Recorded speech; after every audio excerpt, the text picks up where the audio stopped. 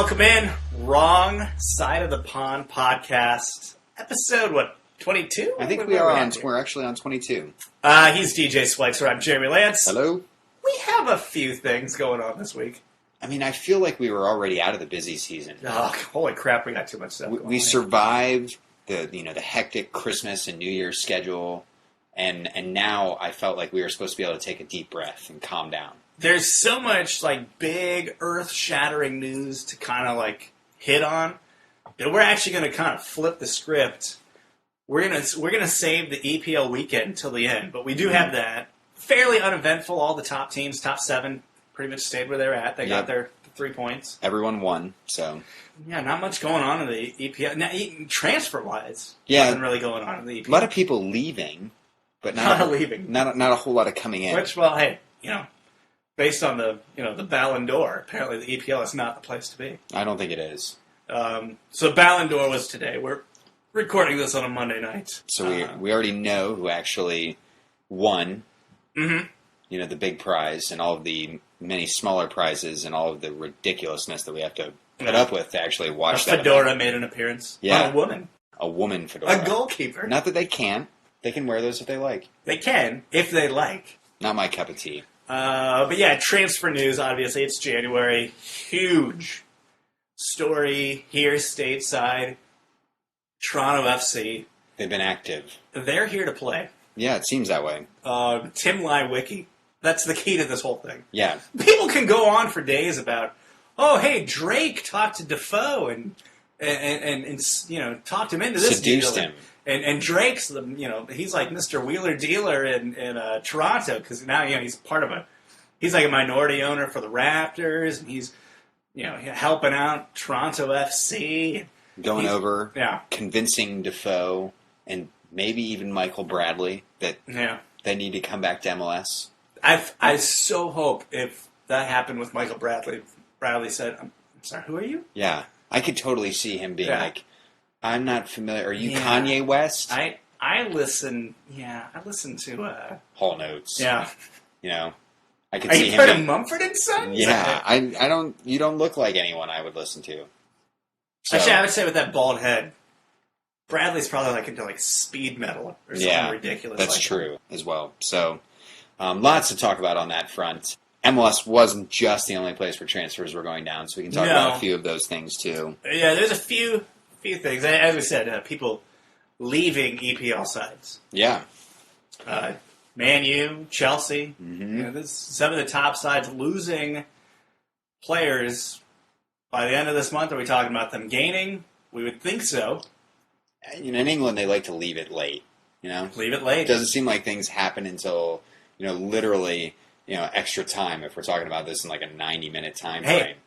Fernando Torres, that was extra time. That was an 11th hour deal. Yeah, that's true. And look, 2 years later, he finally is playing the way he should, at least for one game. Yeah, well, here and there, he has his stretches. So, cool. So we got that going on. Let's get into it, though. We'll save the weekend matchups for a little bit later. Let's get into it because it is the talk of the town, the talk of the continent. Toronto FC making big splashes. The news conferences were today. Mm-hmm. I do want to go ahead and thank them for not having it, for having it on a flash player, the live stream, so I could not watch it on my phone. So I did not get to watch the press conference. Well, I did. How was it? It was nice. Yeah. Okay, let's go into this press conference here. Everyone thought this was the Defoe press conference. Yeah, because it was the bloody big deal. Bloody big deal. Not I don't know, what would you say in America? It's a big frickin' deal? Yeah. I mean, that's what you would say in New Jersey, which is where Bradley's from, so... Check this crap out? Yeah, hey, check this shit. So, no, we all thought it was just going to be a Defoe thing. And the Defoe rumors had been around for a long time, actually. Yeah. We talked about him on last week's pod, at least. I think we've mentioned a couple times about him and Samuel Eto'o, which I don't know what that means for him now. Yeah. He seemed like he was heading toward the exits to MLS. Now he's just hanging out and bothering us. Well, I mean, he still could. He still could. He still could. I mean, it just probably won't be to Toronto. No, they seem to be set with what they need. Yeah, and as far as striker goes. considering right now too, they have one too many designated players, so Yeah, that's a problem. yeah, it is a problem.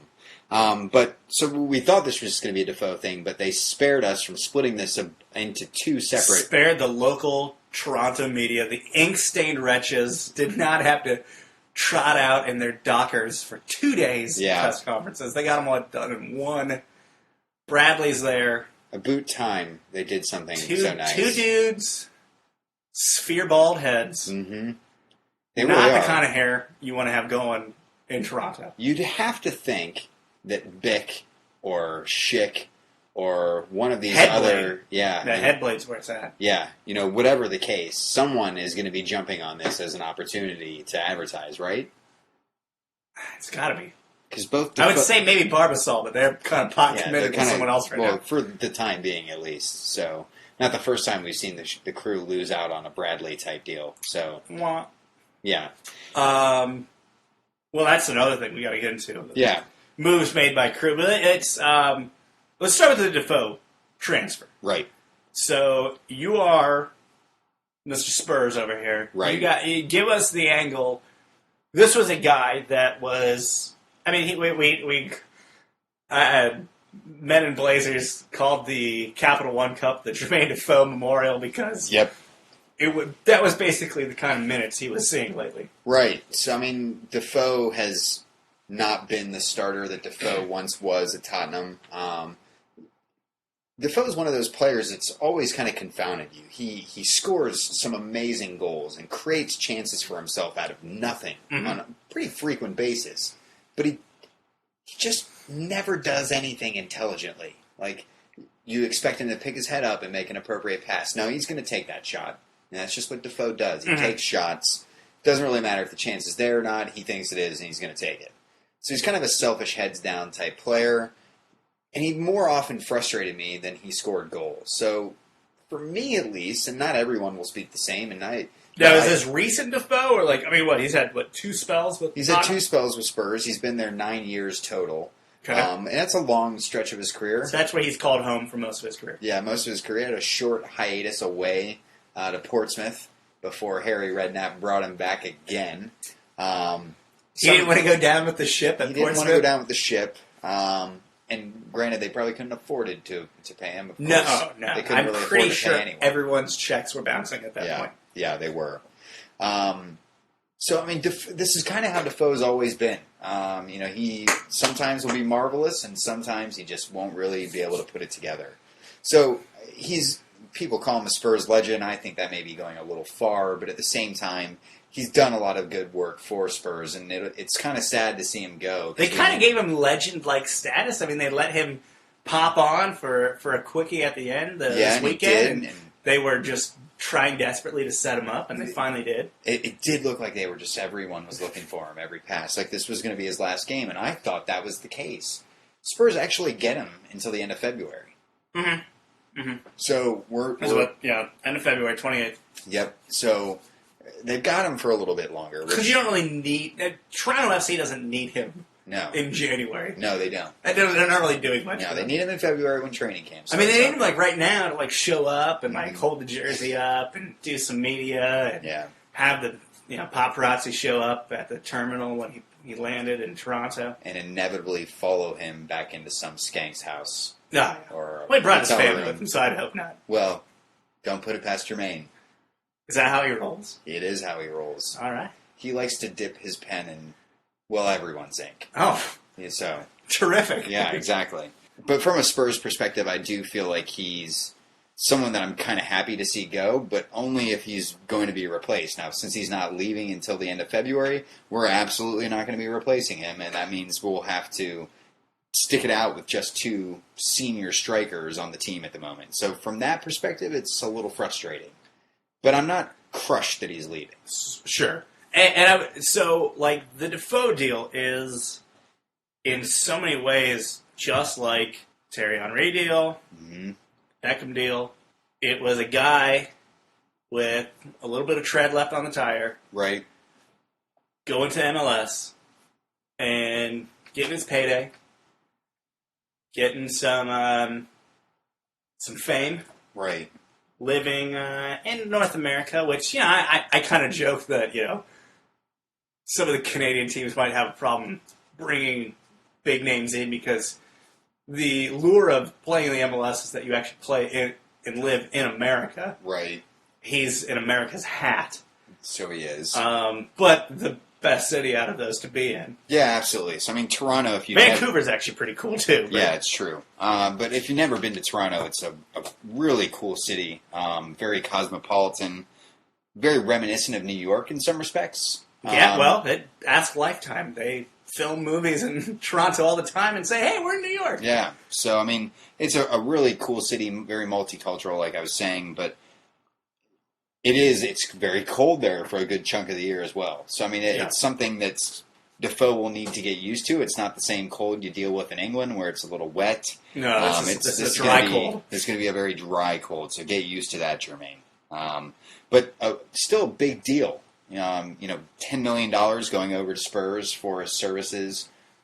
Pretty impressive fee. That's a lot of money coming out of the coffers of the MLS. Yeah.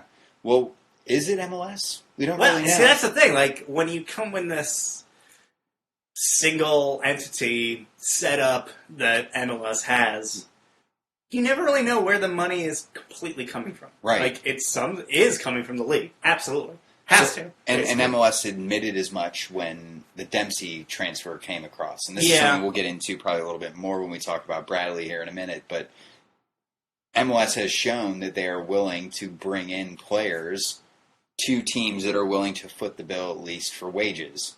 And that they'll help with the transfer fee. And Dempsey's the great example for that. The problem that I seem to have with this entire situation, and this is kind of a single entity question overall, is there's no transparency as to how that process works. Sure. Can the crew come to, Don Garber's office and say, hey, we want to make a bid for Zlatan Ibrahimovic, and we want to spend this much. Does MLS indiscriminately get to say, well, we don't like that guy as much, and you're only going to get... Yeah, his marketability doesn't work for us. Yeah, or he's too controversial, or whatever the case may be. Does MLS get to decide how much they're chipping in? Those kind of things, I think they need to clarify as a little. Yeah, that's a little weird, because there's there either needs to be kind of almost a flat rate of, we'll match X number of dollars to this, or if you're willing to spend this much, we'll do this much. But it's not that. It's basically, hey, we want this guy, we're thinking about, we can add this much. Can you guys cover the rest? Right. That's pretty much what it sounds like. Yeah. So, I mean... Or the other way around, in a lot of ways. It's just there's a very opaque situation. I don't feel like we're getting all the info we should. And to the fans, it's not really fair. We're kind of left in the dark. Wondering what our teams are doing. Yeah, and again, it kind of goes back to the kind of weird structure that MLS is. Right. Where MLS is kind of... has its hands within the ownership and running of all the teams. Right. So MLS owns every contract for every player in the league. So the teams themselves don't own the contracts. Their wages are paid by the teams. And that's basically where that whole single entity idea comes from. It allows MLS to maintain a single unifying structure to ensure that all the teams are on good financial footing. It's a way of them keeping their eyes on the situation, and it's been very beneficial for the league. But we're finally reaching the point where maybe MLS is ready to outgrow this situation. And maybe only in limited quantities, and how that gets because that's the broken thing, out. like, on one hand, you have guys like Toronto, you have the Red Bulls, you have LA, but then you have, like, Orlando's not going to be able to stand on its own, too. Yeah, Columbus. Yeah.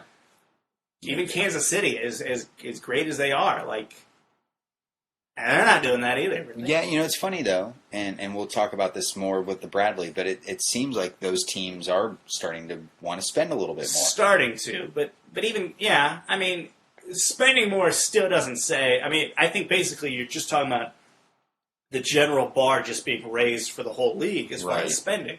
Right. So the spending is going up, but the dependency still exists for a lot of teams. That's true. So, I mean, let's talk.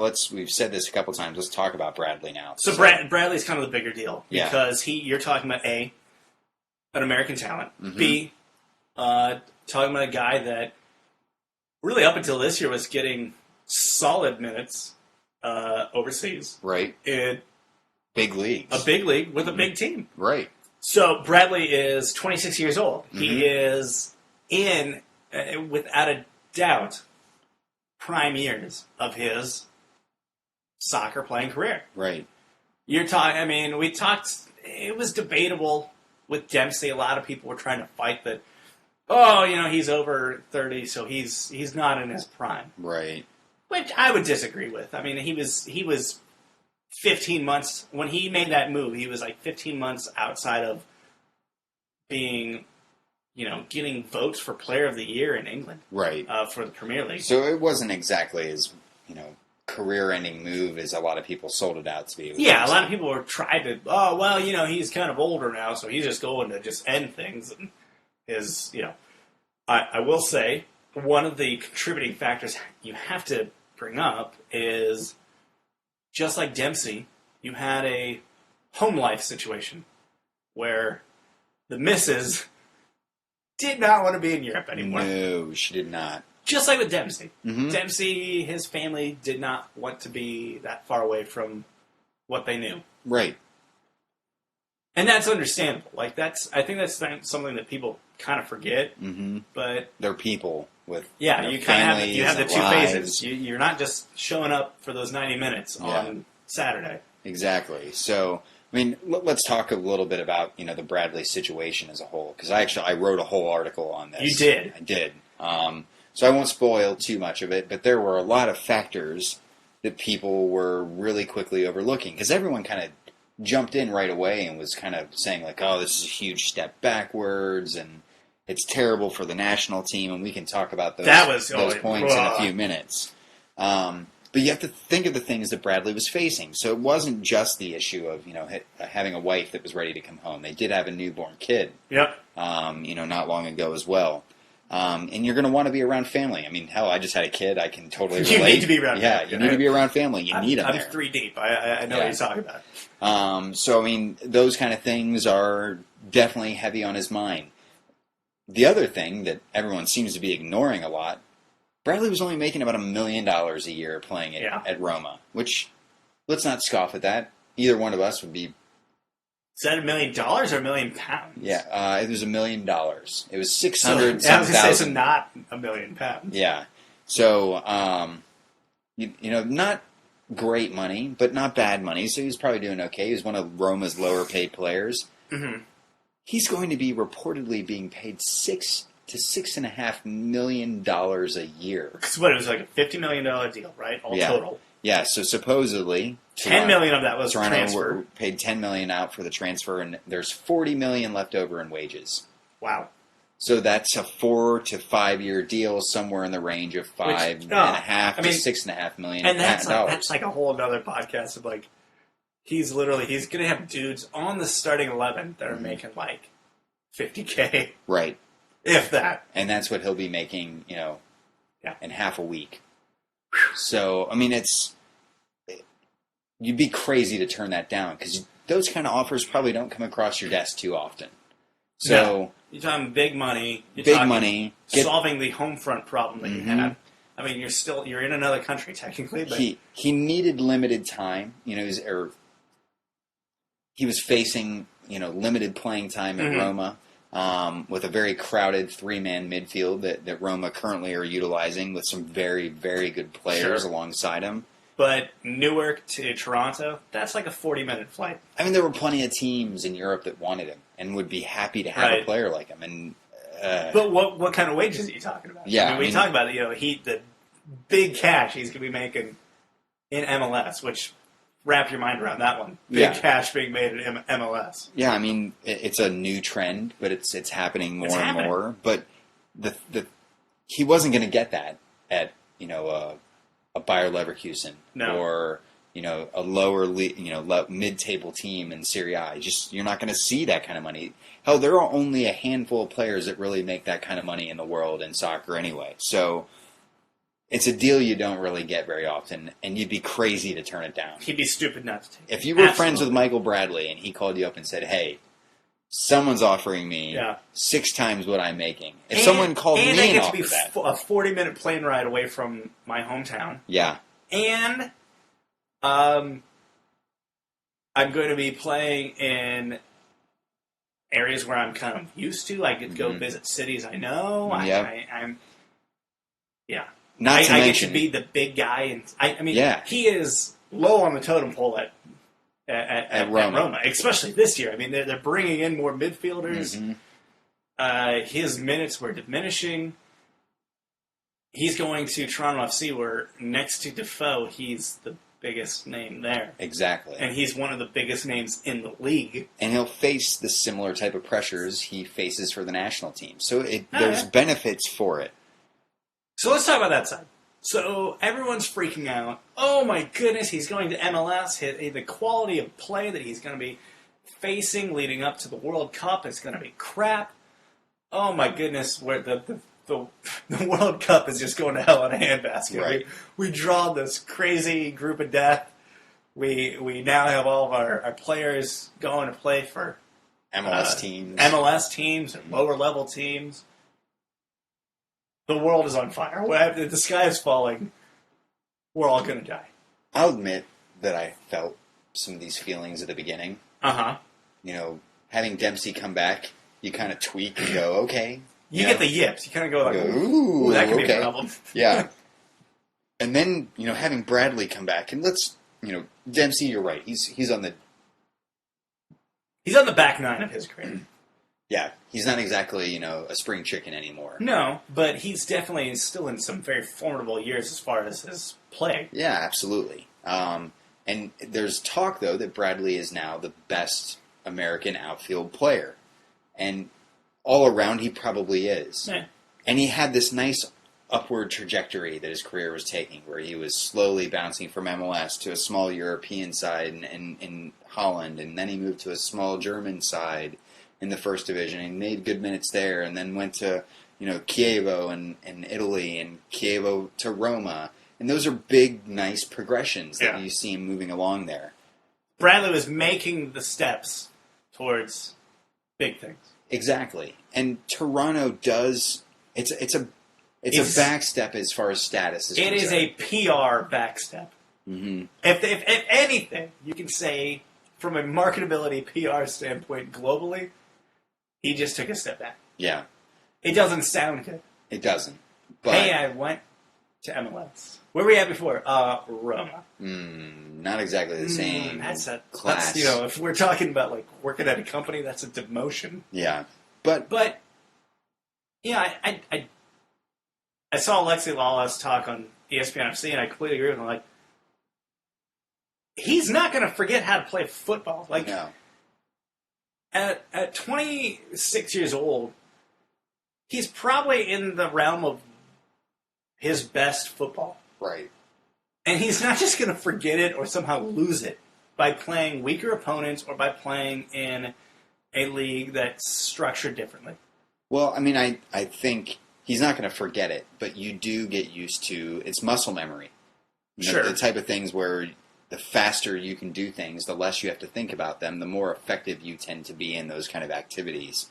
And playing against the best, not just in games, but also in training every day, with some of the best players in the world, sure, speeds up your play and makes you a little bit more quick to think about your situations you're in. So I think there's two sides of the coin. I think you can say he's probably playing the best football of his career. He's in that realm where you'd play the best football of your career. Right.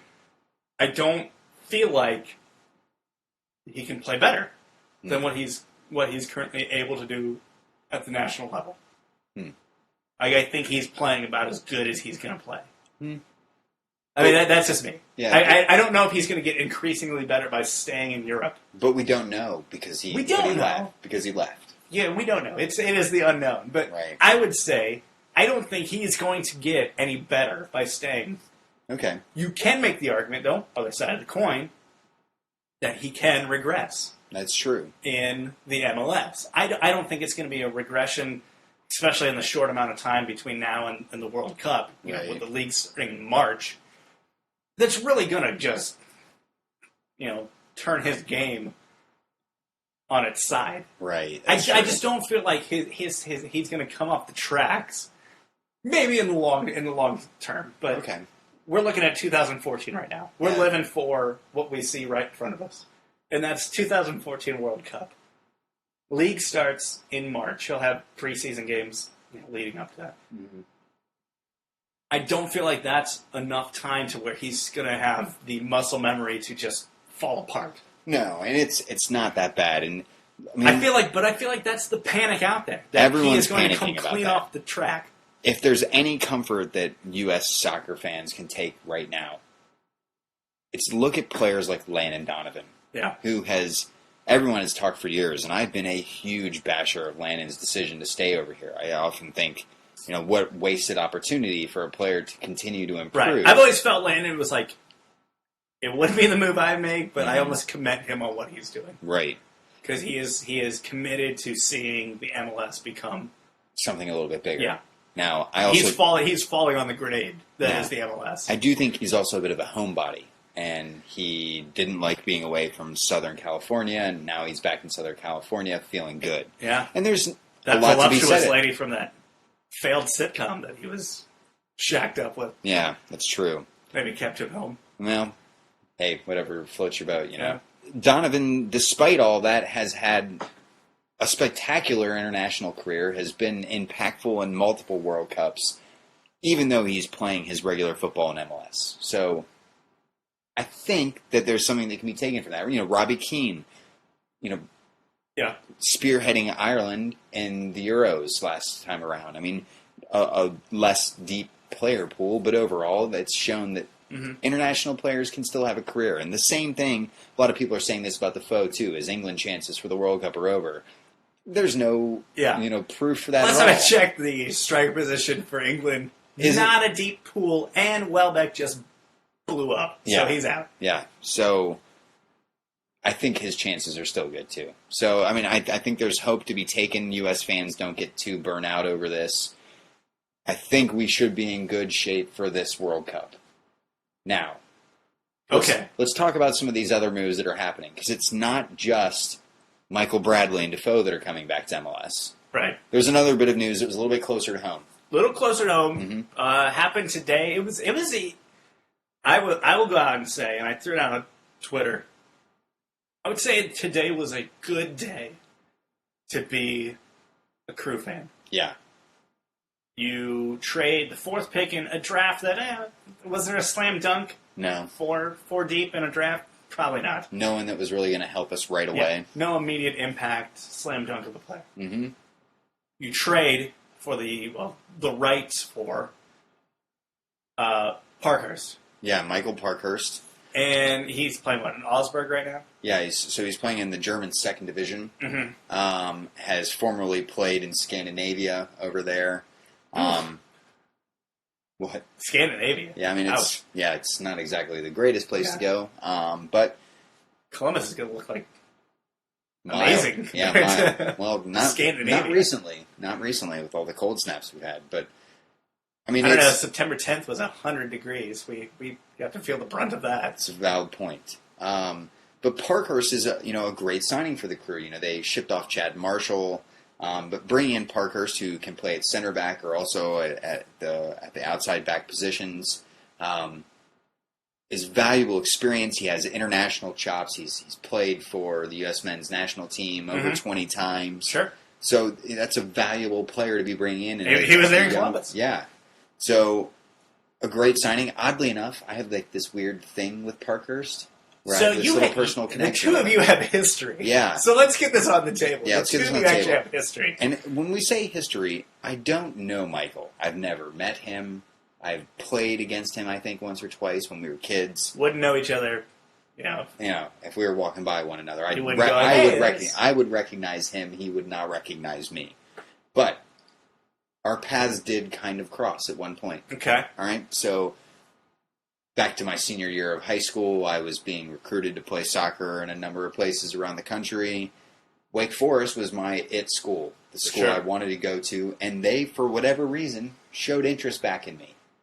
And I was delighted, really excited about it. You want to be a Demon Deacon? Wanted to be a Demon Deacon. The school was good. I went down, did an official NCAA visit there. It was great. Decided to verbally commit. Said, this is the school for me. They gave me, or promised me, a decent chunk of money. And the coach would give us updates every so often. You know, here's who else is committed. And we get the email, Michael Parkhurst, left back / center back.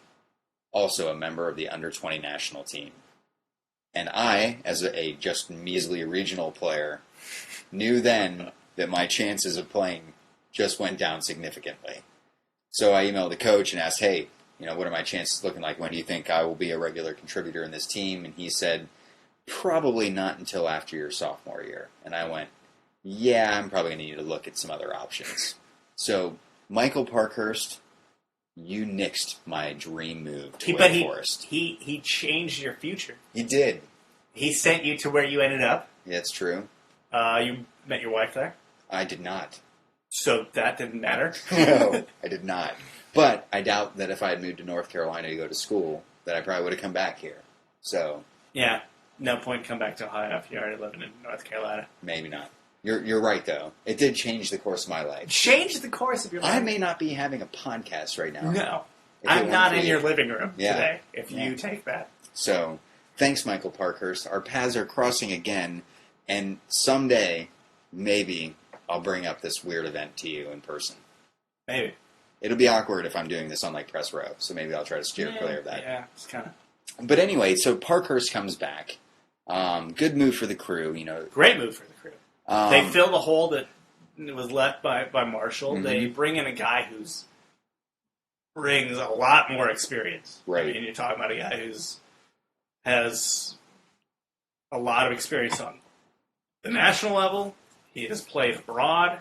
I think it's a great move for them. I mean, they basically trade the 4th pick to New England, who had the rights to him. Mm-hmm.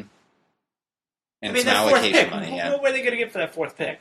I mean, a guy that may contribute a little bit this year. Yeah. So, crew have loads of young players that they brought in on homegrown contracts that they drafted over the last few years that are still here in the team. Yeah. They really aren't wanting for... Picked up a Cincinnati guy. That's true. So, we weren't really wanting for young talent. We needed experience, and we needed it now. So, for the crew, this was a great move. But... overall, the bigger picture, and there's been talk of Maurice Edu, you know, potentially coming back from his torturous stint in Europe, as he's been buried away at Stoke City. What is he? Does he work at the gift shop there? Like, what is he doing? I don't know. Maybe Vincent Tan will hire him to paint some, you know, walls. He could be the scout. Yeah, he could. He's already got his paperwork in order. So, you know, he may be coming back to MLS. So it's this bigger question of U.S. players coming back home to MLS. And we talked about what, you know, the benefits for Bradley, and those are the same for all the players that are coming back here. You know, they're closer to home. They understand the culture and the language and all of those things. They are getting paid pretty well to do so. You know, that you'd see guys before that would go over to Scandinavia or smaller teams and get more money than they were getting in MLS, but good players now can come back and make mega money. Really big money. But what does that say about American players? Does that send a message to European sides saying we can't really cut it here? Well, and there was even an interview this week, Klinsmann talking with Roger Bennett for ESPN FC, basically saying, you know, there's no demand for U.S. players in Europe. Right. He said that. Jurgen Klinsmann said there's essentially no demand for U.S. players in Europe. I mean, I feel like we've had some players that have done good enough jobs over there. I felt so. And we're a country with growing interest in soccer. I mean, it's not 100% true. I mean, there's still a demand for Brad Guzan. There's still clearly a demand for Tim Howard. Mm-hmm. Just our goalkeepers. That's all anyone wants. Yeah. So, Sean Johnson, pack your bags. Yeah. You're probably going sometime soon. Nick Armando, well, it just never worked out for anybody. Too old. Sorry about that. So I think that is a little concerning as far as long-term prospects go. Look, it's fine for guys to come back after a while. Bradley spent 10 years in Europe. That's a long time. It's a long time. You can't blame a guy for wanting to come home after spending Talk about your wife decade being pissed at you for a decade. Yeah, exactly. No one wants that. No. I've dealt with 5 years of it. Yeah. How long have I been married? 5 years. Yeah, exactly. However many years you've been married, that's how long someone's been pissed at you. Absolutely. So you can't fault guys for that. But I think in the long term, you do want more of your best players playing at the best level. And I don't think there's really any arguing that. I mean, if that weren't the case, we wouldn't see guys from around the world going to play in Europe and Europe's best leagues. But let's talk about best competition. Because right now we have a lot of guys in Europe not playing against best competition. Getting minutes, but not playing. Okay. Breck Shea plays for one of the worst sides in the championship. Mm-hmm. But he's getting minutes. But we were praising that last week, saying it's better for him to get minutes than to minutes not are get them. good. But honestly, like, Breck Shea getting regular minutes in championship, like, is that any different than him getting regular minutes in MLS? Nah, not drastically. No. So Gucci Onyewu, who really is not a huge factor in the U.S. men's national team lately, he's now moving just from one championship side to another. He's leaving QPR. He's going to Sheffield Wednesday. Mm-hmm. Like, is that impactful, really? So, I like, think... Is Gucci Onyewu's international career, like, back on track? Now that he's at Wednesday? Now that he's at Sheffield Wednesday? No, but I think ultimately you want guys playing in the Premier League. You want guys playing in La Liga and Serie A and the Bundesliga. Sure. How much of that do we have? We have some Bundesliga guys. Yeah, we have some basically Bundesliga because they're guys. already German. Or, you look at guys like Steve Cherundolo, who's a captain and a, born and bred American. Mm-hmm. And, there are other guys that are out there that are playing in top leagues, but the issue is that those teams generally won't even look at you unless you're already playing for a team lower down than them in Europe, because they trust them more than they trust MLS. So maybe that's the discrepancy. Like, why is it that internationally MLS doesn't have the credibility? I mean, it's only been around for, shy of 20 years now. Yeah. And on top of it, aside from 3 guys per team, most guys aren't really making any more than $75,000, $80,000 a year. And that's a little bit of an exaggeration, because the average... You got some guys making like there are some guys making, some guys are making $35,000, $40,000 a year, and there are other guys that are making $350,000 a year that aren't, DPs. But then you look at the DPs, and they're all making, millions of dollars. So the other leagues kind of look at it almost as a joke, I think. Hey, they can only afford to pay 3 of their players handsomely. Now, you look at a lot of the teams in Europe, and they're broke as hell, and they can't really afford to be paying the players the way that they are. But I think they lose some credibility for that reason, too. So if you want to get into the big leagues, if you want to be ultimately playing for things like a Champions League team, which was Dempsey's big reason for wanting to leave Fulham in the first place. He wanted to go play for a Champions League contender in Liverpool, which was laughable at the time, and maybe not so much now. But okay, right now, this year, you had 2 guys that actually played on Championship League sides. Mm-hmm. One of them, barely a factor as far as the actual, roster that's likely to be in Brazil. So we're talking about Kleiston, right? Kleiston, the odds of him being in Brazil, not amazing. No, not very high. He plays for Anderlecht in Belgium. So not a huge side, but a team that's one of the bigger sides in Belgium. So I think it's good for him, but you need more of those guys and the reputation that it builds to help guys get onto bigger squads. Jermaine Jones? Yeah, Schalke, Champions League contenders. Sure. He now wants to leave. Rumor is to come to MLS. So, are we out?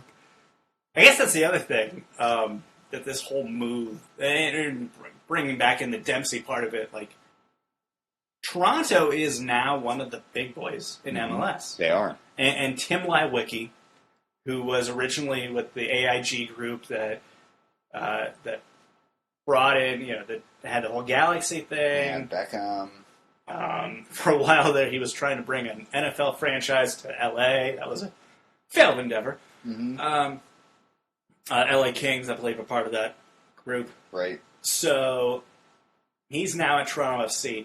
They're now one of the big boys in MLS. Yeah. Toronto is a big boy. They're like L.A. or New York. So you have New York, you have L.A., you have Toronto. You would say you probably then also have Seattle. Mm-hmm. They splashed the cash. They brought in Dempsey. I mean, how much more they can do from that? Probably not much, but it's something they can do. It's big. So that's 4 right there. You're going to have New York FC. Mm-hmm. They have big money back in that franchise, obviously, and 2 of the most financially well-off franchises in the world, right? In City and the Yankees. Mm-hmm. Miami's going to probably be able to pull because they're going to have probably big money investors. It's Team Beckham. Mm-hmm. People are going to want to invest in that, and players are going to want to play for that. Right. So you got 6 franchises now in MLS that are likely to be the big boys of MLS that are going to be able to splash cash and bring in guys. Now, obviously, you have the rule of only 3 designated players. And how long that stays that way. You know, how they jockey those guys around. We'll see, but I think one of the things that's come out, and it's just kind of something that's leaked out, is with Toronto paying this much for these type of players, and we're also seeing, you know, other big name guys like Dempsey coming in, and you know what other aging players we'll probably see come into the league before it starts up in the year. We don't know yet, but I think there's a concern for some of these smaller market teams. Sure, can they keep up with the spending for these bigger teams, even if we're just talking about 3 players? And maybe that's the way that the league hopes to neutralize this is, well, if it's only 3 players, they can only do so much with their millions. Who won the cup this year? Not a team with loads of DPs. Yeah. So DPs are great for marketing. They're great for bringing in the money as far as just the brand. But at the end of the day, the league is still at a point where the guys in the party that don't have the big cash to throw around are still factors. That's true. Kansas City, still a factor. That's true. Portland, they're not splashing huge cash. No. But look at them. Competing very well. Won the West. It's a good point. It's a very good point. So, food for thought. Food for thought on all these. I'll be honest, and I'm not Mr. MLS guy. Like that is one of my shameful admissions is that I'm not Mr. MLS. I follow the crew from a distance. Mm-hmm. I like them. I have ups and downs when they will or not. But I've always felt like the MLS was slightly inferior. I feel less of that as the past couple of years have gone on. Yeah. I mean, that has dwindled significantly. Yeah. I mean, as a crew fan, I don't like seeing a direct rival in Toronto bring in these big name players. But as a fan of American soccer and a fan of MLS, I think these are the kind of things that we need to get to that next level. Maybe we'll start being able to attract in younger players like Bradley on a more regular basis. Hopefully not overpaying for them in the way that Toronto have a little bit, but these are all positive steps. It's exciting. It makes me more excited about the upcoming MLS season. So let's wrap things up here. Or two things I want to hit on. What does this say for MLS? You probably hit on it, but wrap it up. I mean, in general, the league is showing that it has the interest from ownership and the interest from players of certain caliber. And that's probably more the bigger thing is having people wanting to play. They want to formidable years in MLS. And I think that's something that is only good for the league. I mean, overall, these moves are great for MLS. Are they great for U.S. soccer? That was the second question. What does this say for U.S. soccer? Like, what does this contribute? We won't really know until Brazil is done, and maybe even the World Cup after that. I was going to say, will Brazil even paint the picture? Because even before all of this, we were looking at Brazil as kind of a bleak situation given the draw. Mm-hmm. But maybe this will work out. Maybe it won't. I think we're probably looking at 2018 before we really know whether this whole idea of bringing back U.S. players is a good thing. And by then, who knows who else is back? Yeah, and who's back or who's gone over to Europe. I mean, there are a lot of cards that still have to come out. Sure. So it's far too early to deem this a failure or a bad thing. It's concerning on some levels, but it's good on others. So we just have to kind of wait and see how it works out. I think it's for me. Obviously, for the MLS, this is amazing. I mean, the past 18 months for this league have been huge. Huge growth. Just some of the growth they've been able to make, some of the just steps they've been able to take as far as being, and I have a lot of friends that are MLS defenders, and they'll always bring up, look at where other organizations were 17, 18 years in. Mm-hmm. They weren't this big. Right. They didn't have this kind of level of talent coming in, wanting to play for them. They didn't have this level of investment. So you always have to remember the MLS is a baby compared to these other leagues. That's true. So for them to be making the strides they are this early in the game is amazing. Mm-hmm. Now, from the national team, I do say it's unsettling a bit that there is so much, really not even the fact that they're coming to MLS, just so much movement. And it's all so much movement to teams of less significance than where they started. Mm-hmm. I mean, we talked about all these Breck Shea having to move to a championship side to get minutes. Guccione having to move from a good championship side to a not so good championship side to get minutes. Some of that does play into you going, well, what is our quality level right now? Yeah. So, but you never know. I mean, some guys just have the ability to play at a different level for the national team. We'll just see how it works out. We just got to hope for a lot of that. Yeah. So we've talked a lot about MLS transfers. There have been some other kind of transfer things going on in the background too. Sure. So may as well talk about a few of those. Kevin De Bruyne. Yeah. He is gone from Chelsea now, finally. Rescued by Wolfsburg. Definitely rescued. I mean, this is a man that was seeing... He couldn't even get Capital One time. No, we talked about... He was a sub on Capital One matches. So we had talked about, his issues at Chelsea for a while now. We had talked about him being like MIA, like where the hell did he go? And a guy that I saw in person this past summer, he looked fantastic. You saw him up in Cleveland, right? Yeah, I watched him play in Cleveland against the national team. He looked just marvelous. Started off fairly well for Chelsea at the beginning of the season. Yeah. But solid preseason. Quickly faded away to not just a sub, but then a reserve, and then not even in the squad at all. This is a guy that was kind of brought in, and everyone's kind of thinking... Did they need him? I think a lot of people were thinking, this could be a guy that they could really develop. Mm-hmm. And they don't need him at the moment, but man, they could really develop. And he was loaned out his first year after he had signed. He did. So, I mean, there was a lot of hope for him. But the situation seemed to sour once Mourinho returned. But, I think that's kind of, that's a big level thing, or big club thing. Mm-hmm. I mean, you look at whether it's United, whether it's Chelsea, whether it's City. There are so many players that you think, boy, this guy that just signed real young, he's going to loan out a time or two, but boy, he could really flourish into something big. And it never happens. Right. So, I don't know, the De Bruyne thing, best of luck to him. I liked him coming into Chelsea. I wish it would have worked. Obviously, the best thing for him is to leave. Yeah. I mean, I think it was time. I'm glad he's found his escape. It's a good thing overall for him. Best of luck to him in Germany. Jelic. Yep.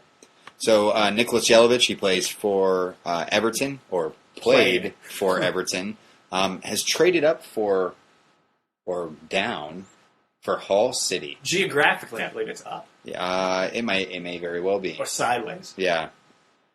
So kind of an interesting move, intra-Premier League. You don't see that too often where teams kind of in the same neck of the woods are helping each other out, except for Everton aren't down in that neck of the woods this year. So no. Jelic has kind of been underperforming, not all that surprising that he's finally moved on.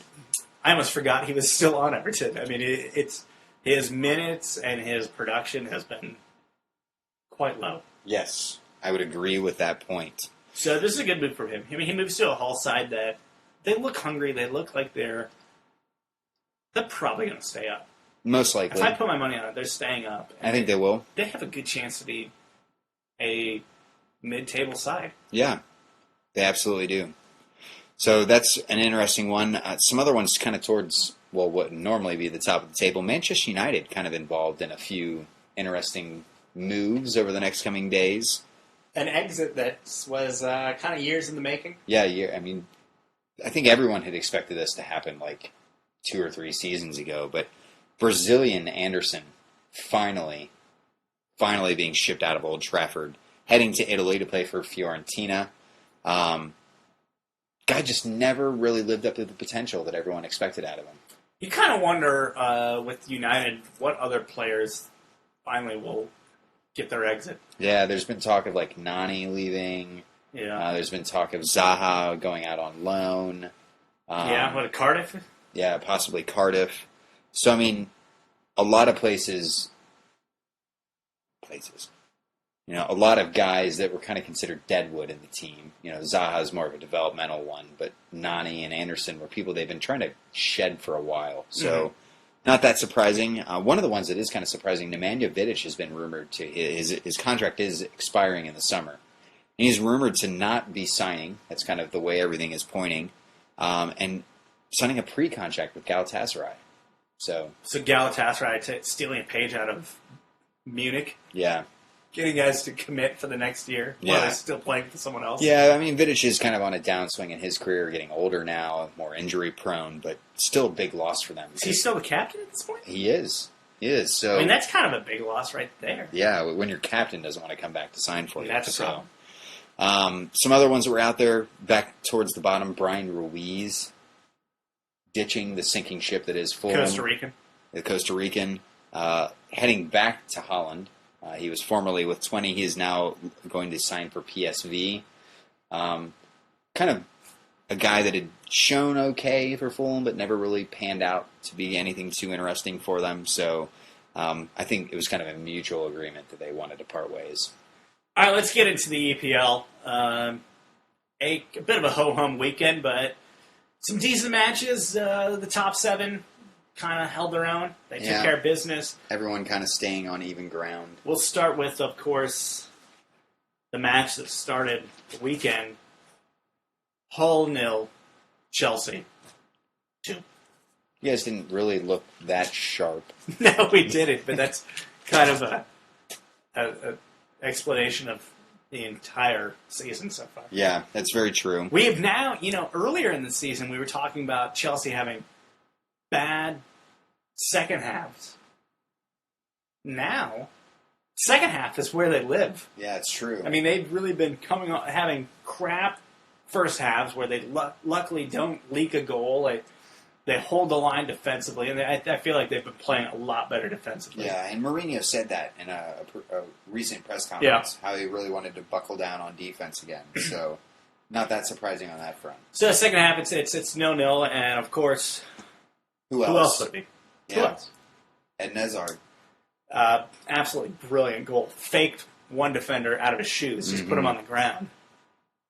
He's in a fabulous run of form at the moment. He is. I talked about this before, but I was begging that Chelsea they didn't need a striker. They just need a goal scorer. They need someone on the team that's going to say, I'm going to go for it. I'm going to take this shot. I'm going to make this happen. And your young Belgian decided to step up. Young Belgian with his awful white trash beard. Yeah. Getting it done. It is a terrible little beard, but he's playing really well. And then you got a late goal from Torres. And we got to talk about this goal. This is a goal 2 years in the making. He finally did it. It was classic Torres, where he shimmied a little bit and then beat the defender with pace. He beat his man for the first time in 2 years. It was. I tweeted out immediately, like, that was a vintage Torres goal. He made the goal. It wasn't like last week where it just luckily hit off his face. It went in. It wasn't some nifty cross. He got the ball, put it downfield, made the goal. It was incredible. Vintage Torres. It was incredible. So his first, or I say it's probably his second or third Torres goal in Chelsea his Chelsea blue. career. Yeah. So, let's go to Everton 2, Norwich 0. so the goal you need to talk about in this game is Gareth Barry with just a ridiculous blast. Not exactly Mr. Finesse. No, not someone known for his scoring touch at all. Really just Mr. Heavyfoot. Yeah, so fabulous goal. Go and check that one out if you've not seen it yet. And then Kevin Morales, someone who's been in the goals He did his thing. pretty regularly, and a kind of counter-attacking goal, which is normal for him. Toffee staying strong. Yeah. On the other side of the ball, though, I mean, Narch. time's got to be running out on Houghton, right? I mean, we've been saying that for a while. We thought he was going to be gone before Yol was, and that didn't really. We're trying to run him out like Yol. Just Yeah. talk about it every week, and then they'll eventually have to fire him. I think it's 5 weeks we need to talk about him in a row before that happens. Right. So we're probably about 4. So next one. Speaking of Yol, his former club got shelled. At home. Fulham 1, Sunderland 4. 6 Adam Johnson, you bastard. First Hat trick. Premier League hat trick, no less. Well, why? I mean, Not that he would have had a lot of opportunities. not for hat exactly tricks. Mr. Goal Scorer. A spectacular free kick amongst those. Really curved, a brilliant goal in. Fulham, their record under Muhlenstein is now worse than their record under Yol prior to the firing. Hooray! So, We did it! way to go, guys. The move they needed great to make. move. Great move. Dempsey, of course, made his EPL return. Premiere. Grand reopening. Yeah, something along those lines. It didn't really pan out for him, though. No, it didn't. So, sorry, Deuce. Let's go to Southampton 1, West Brom 0. I have very little on this. I know Adam Lallana scored. Hey, how about that? Got me some fantasy points, so There you go. Need those because I can't ever remember to update my team. Cardiff 0, West Ham 2. Carlton Cole and Mark Noble on the goals there. Yeah. Noble with a nice late goal for them. I think that was like his first in like 100 years or something like I that. think he's got 2 on the season. Yeah, so way to go, guy. West Ham, I mean, this was... Sam Allardyce needed this. He did need this. This was Things- another. They were 6 starting to pointer. take on water. Yeah, and the opposition, obviously, another relegation candidate that they were facing off against. Huge implications as to who take the points there. So good for him overall. Probably gets to see his job out a little bit longer. A little bit longer. I don't know. Yeah. I don't know if he sees it through the whole season. We'll see how their transfer window goes. Tottenham 2. Crystal Palace 0. You talk. I'm going to sit here and... Enjoy silent U.S. Open Yeah, tennis. I'm going to stew in the fact that John Isner blew it in the first round. Okay. So not much to say about this match. Spurs were actually pretty terrible in the first half. Didn't really look sharp at all. Was worry setting in? Was there doubt? There was doubt. We saw a lot of the kind of failings that were peeking their heads in during the AVB era. Soldado looked very visibly frustrated, wasn't making very many runs. I feel bad for the guy. Another article I just wrote on the blog, go check it out. I just don't feel like he knows what he's doing right now. You're really trying to give Soldado some love. Yeah, I am. I He's feel not like being he's a good. good player, and they've not really suited his playing style at all this entire season. And now, for the third time in 6 months, he's having to learn a brand new system. And that's a lot to ask of a striker. And I feel like they've, to this point, been trying to fit a round peg in a square hole. Just, it wasn't working. And now that he's going to settle in, maybe he'll find a little bit more, confidence. I think that's what he's really looking for, is some confidence. But regardless, we had another nice goal from Eriksson, a nice run-on off Adebayor's goal. And then Defoe sneaking in there with a late goal. We talked about that a bit earlier. And I believe you tweeted out, vintage Defoe, he was offside. Yeah, he was offside. So it's fitting that if that is his last Spurs goal, that he was offside for it, because that's just what he does. Let's hit that real quick. Is there speculation that he'll probably go back on loan next year or something, or what? Yeah, I haven't heard much about that. I think, that it's all kind of shock and awe at this point still with Toronto. Okay. So we'll see how it pays out. Yeah. Manchester City 2, Swansea 0. This was your NBC 12:30 stinker. Yeah, good pick. or something like that. The 2 goals coming within 8 minutes of each other. That also ended United's very long winless streak, at least as far as United winless streaks that could have go. been, 3 in a row? I think it was 4. I think it was 4. Well, they lost to Swansea in cup play. They lost that the weekend to somebody was Tottenham. Yeah, lost to Spurs. Yeah. So, I mean, they had a few results that didn't really pan out. So it was a bad stretch. Good for them to get back on track. You know, Moyes needed that win, especially at Old Trafford, where they've not shown well. So, well, I would say he needed that win, because if they lost that one and then lose this week to Chelsea, could have been disaster it could have zone. been curtains. It could have been. It could have been. Could have been curtains for our friend David Lizardface Moyes.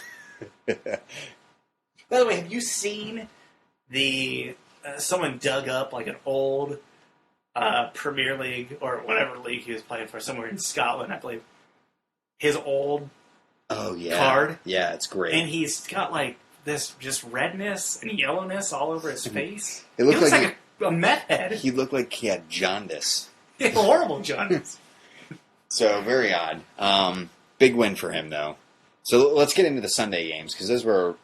To the weekend. Yeah, a bit more exciting. Newcastle 0. Manchester City 2. We just caught the last couple minutes of this on the Yes Network. Because they're partners with the Yankees these days. The Yankees in bed. Yeah. Gross. The result, not really unexpected. You would expect City to beat Newcastle.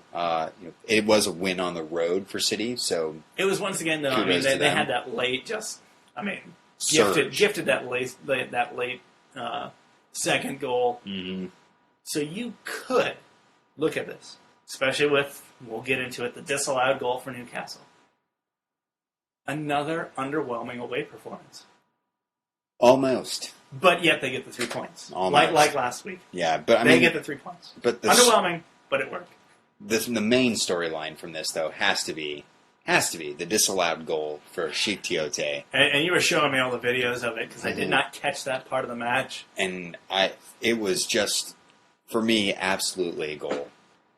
I mean, no Newcastle player was in the direct line of sight. Well, they were saying the Newcastle player was involved in the play. Yes, he was involved in that. He was in the path of Tiote's shot. But he was not in the path of Joe Hart's line of sight. No. And he wasn't standing next to Joe Hart, where if Joe Hart moved to his left to make a move of that ball, that he would, run into Newcastle defender. So, I mean, it's an issue of the interpretation of the law. I think, and this is something that I did tweet out this weekend, the biggest problem, I think, is that the offside law gets reinterpreted just about every year. So it makes it really difficult to understand, as a referee, how you should be calling that. It may shadow some doubt in there. I feel like that parameter of the offside law is for if, we kind of talked about it, that there is somebody blocking the vision of the keeper, or blocking the path of the keeper to make a play on the ball. Or if the ball is coming in and you have a player that's way off sides, fake a movement towards it, fake a kick, or whatever. Not just some guy standing there as the ball whizzes past him. Yeah, I mean, he did duck, but, I mean... He ducked! He got away from the ball. So, I mean, it wasn't going to affect anything. I think it was the wrong decision. It was a bad move. And Pardew had some pleasantries about that. In the aftermath, he, was yelling at the referee over on the sideline, the fourth official, and then somehow got into a heated argument where he called Manuel Pellegrini, the manager, who may or may not have had pink eye. Yeah, we did see that. His left eye. His left eye did look a little pink in that post-match interview. He looked a little skanked out. Gross guy. Wipe your hands off. Stay away from Landon Donovan. Yeah, exactly. You guys should not be... Stop rubbing eyes. Yeah, exactly. That's disgusting. That means fecal matter got into his eye. Ugh. That's what we're talking... Someone farted on his pillow. We've talked about this before. Yeah, we have. That's how you get pink eye, is someone farts on your pillow. It's the only way. But in the heat of the moment, Pardew lashed out at... Kind of lashed out. Well, kind of lashed out. Dropped some big boys on him. By dropping some choice four-letter words of the C starting variety. Old, effing old, right? An effing old C man. So we have an explicit rating on iTunes. We can work our way into this. He called him. Yeah, I'm just going to drop it. He called him an old fucking cunt. So not exactly the most gentlemanly way of handling your professional job as a manager. Especially not for a guy who's really not that much older than you. No, he's only 6 years older than him. Yeah, so, that's not much. No, in the grand scheme of things. So the called back goals was the big highlight in this. Newcastle. I mean, if you want to call Roy Hodgson he's older. That's fine. That's true. That would work. But the called back goal is obviously the big storyline from this. The referee Mike Jones. I mean, he had hold on, like the Mike Jones, like 281-330-8004. Not that. That's rapper. my cell phone number. Hit me on the low. Not Mike Jones, the rapper. Oh, okay. Yeah, Mike Jones, the referee. What you know about switching lanes, Holden Woodgrain? What? I didn't know that you were such a Mike Jones aficionado. Love me some Mike Jones. All right, well, not that Mike Jones, but the referee Mike Jones just had a poor outing overall. On top of the Tiote callback, he also missed a very obvious, red card tackle on Yangam Biwa from Newcastle. Probably should have also seen off Yohan Kabai for a second yellow card. So I mean, you got Nasri out 8 weeks. Yeah, Nasri's out 8 weeks on that vicious tackle from Yangam Biwa. So that's kind of the storyline for everything right now. But unfortunately, it's not exactly the result was probably still what the result was going to be in the end anyway. So maybe, I don't know. I still contend that you never know. That's true. If it's equalized and you're heading late, hey, maybe Newcastle's sitting back more. Maybe City's pressing more. I mean, you never know. Right. It's hard to call it, but the ball hit the back of the net, so you can say with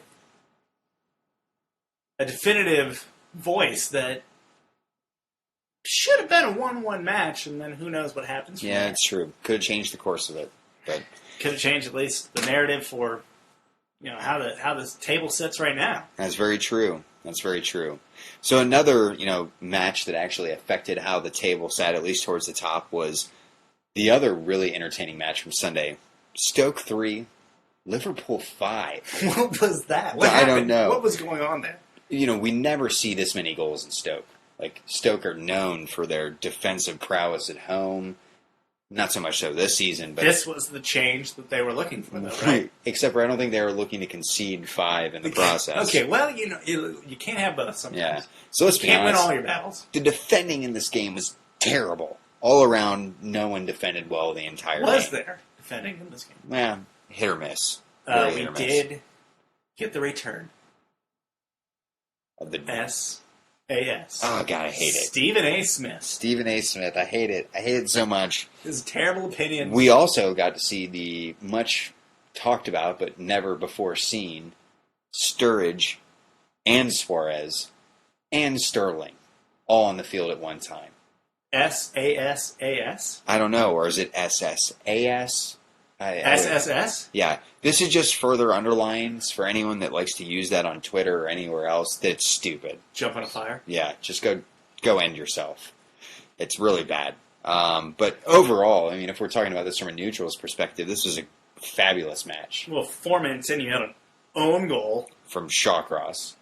Good job, bud. And then Luis Suarez getting kind of a scrappy goal himself not long after that. Is he at 22 now? 22. Jeez. And I don't know if you did you do your tally this week? I didn't do the tally. I did look. I did look. You looked into it. He has scored as many or more goals than half the Premier League. So still above 50%. So he's still mid-table as mid-table on his own. Mid-table on his own. But Suarez did end up with 2. He had a legit goal towards the end. A kind of shoddy penalty given to Liverpool. Gerrard converted. That was kind of a bit of a storyline from this match as well. Gerrard converted a penalty? Did they use a stretcher to get him out there? They didn't. No, he seemed to be moving around. It actually wasn't his best game. With all these attacking players in, he was really probably the worst we've seen out of him in a long time. Did he take a 10-minute break and have a fresca? No, he didn't. But Charlie Adam, one of the other goal scorers for Stoke, did have a mid-game snack, which is totally not surprising for a guy that's known as a bit fat. Was it a good snack? People like to call it pudding. I don't know if it was pudding or not, but we'll just go with pudding because it's funny. He pooped? What did he say? I don't know. It's probably some of that Lucozade stuff. Oh. Kind of jelly. Ah. Yeah. Not near as entertaining as pudding, that's for sure. Moving to today, Monday. Mm-hmm. Villa 1, Arsenal 2. The Arse. Mm-hmm. Staying on top. Staying on top. Late goals in the first half from both Wilshere and Giroud. A minute apart. Yeah, a minute apart. Really quick. A minute apart. Really, really quick. And then Benteke, back from his wilderness trip, apparently, getting a late goal for Villa to kind of make things respectable at home for the Villains. The minute apart goals, though, says that Jack Wilshere didn't dick around with the celebration. No, he didn't. He got back to business. Got right back in it. He actually supplied the assist on Giroud's goal as well. Oh, so there you go. That's back to business right there. Back to business. So hopefully next Premier League weekend we'll get a little bit more excitement. Yeah, hopefully we get some good stuff. Let's just quickly take a look at the table. It stays all the same. Arsenal in first with 47 points, has Manchester City in second. Chelsea, a point behind, 46 points in third. And Liverpool, now rounding out with 42 points, top four. So right now, that's your Champions League right there. Mm-hmm. Arsenal, City, Chelsea, Liverpool. Yep. Really, you're still talking about four teams with noticeable flaws lead the Premier League. Yep. You have an Arsenal side that has a lack of depth. Mm-hmm. You have a City side that is a trash fire away from home. Her leg just exploded right there. I know. I'm a little worried about that for her. She played on. Chelsea has, Torres scored two goals in a row. That's like, call the AP, get that on the newswire, that right. A striker has scored in back-to-back weeks. And then Liverpool, they've dealt with some health issues. I think there's still a bit of unknown as far as Brendan Rodgers. Can he be the guy? Does this team have enough backbone in it to really, make the long-term run? I don't know. Is this just Suarez and 10 other dudes? I mean, that may be enough. So that's probably going to be enough. That may be enough. He is mid-table by himself.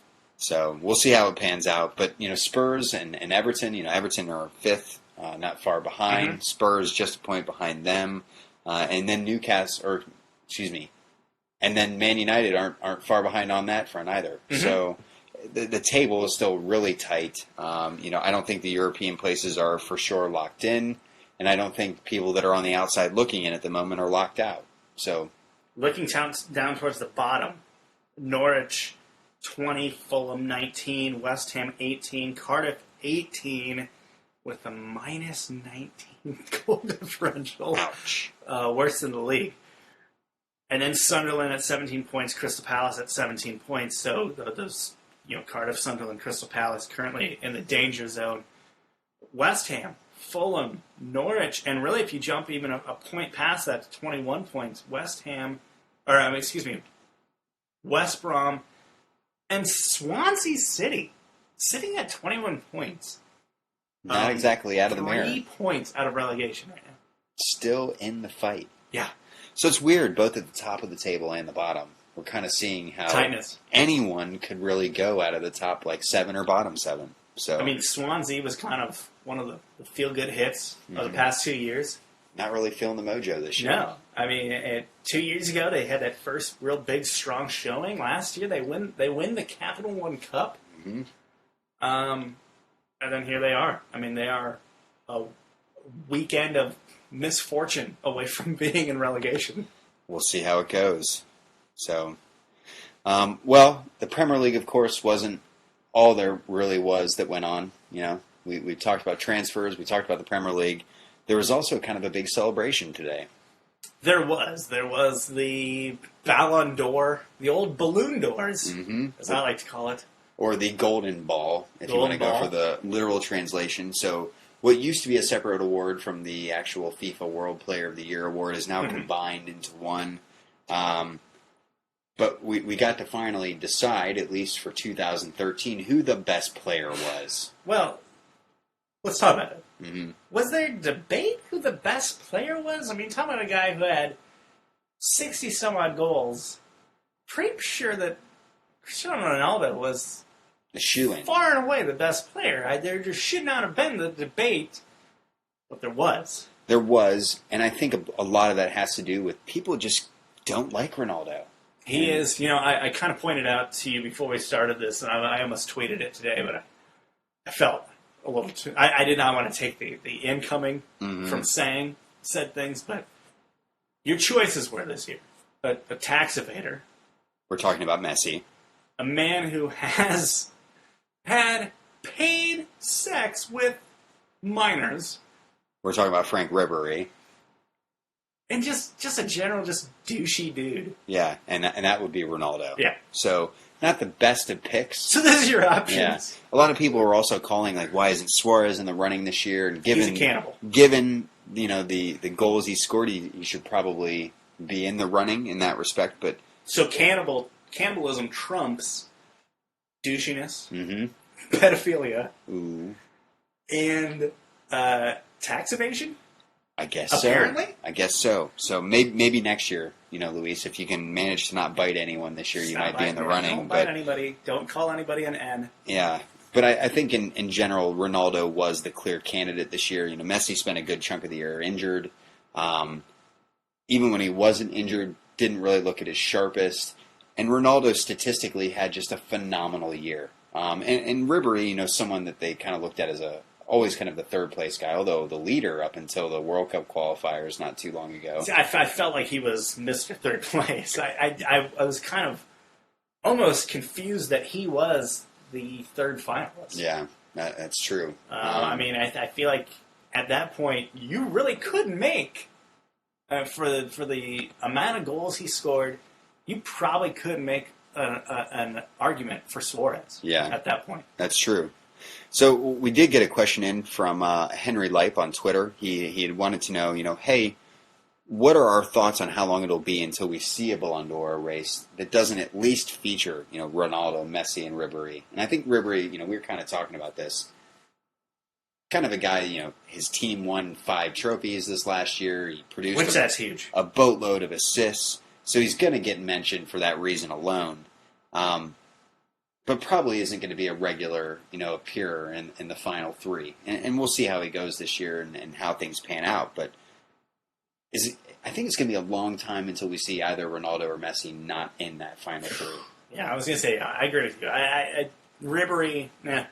Mm-hmm. I don't know if he's going to be a consistent showing from this point on. But Messi, Ronaldo, these are still guys that are still very young. Mm-hmm. And still 2 guys that are playing for elite teams and playing at an elite level as far as just their play. Yeah. Now, I think the only thing that where does that dip? I think the only place we could see it maybe dip is injuries. And maybe, and I don't want to jinx him by any means, but maybe we're seeing that with Messi, a guy that has had growth hormone issues throughout his life. So you think he might be a guy that might be a little injury prone. Hit a stretch. And he had a 4-season stretch where he was playing 60-plus games a year, and that's a lot to take on as a player. Yeah, so just ask Chelsea. That's what they played last year. Yeah, that's true.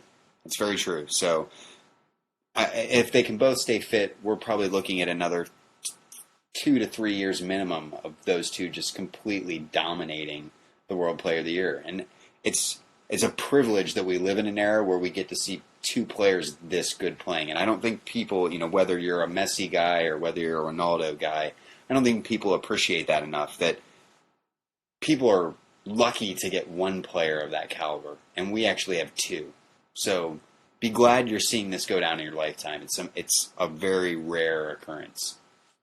It's funny. We have to point out one big thing that was pointed out, because they have other awards, and one of them obviously is the kind of all 11. Yeah, so it's the FIFA Pro World 11, FIFA Pro being the World Players Association. They actually picked the 11 best players from around the world for 2013 as well. Per position, they do kind of They did a 4-3-3 this year. I was going to say. Yeah, so I'll run through it real quick. So Manuel Neuer from Bayern Munich at goalkeeper, a back four of Philip. Bit of a douche, but okay. Yeah, a bit of a douche, but back he still thinks that Lampard goal didn't go in the World Cup last time. Except for, by a couple feet. Yeah, and video evidence suggesting otherwise. Yeah. Back four of Philip Lahm, Sergio Ramos, Thiago Silva, and Dani Alves. Midfield of Iniesta, Xavi, and Ribéry. And then Messi, Ibrahimovic, and Ronaldo up front. So all fabulous players. So essentially, though, you're talking about 11 that is mainly comprised of 3 teams. Mm-hmm.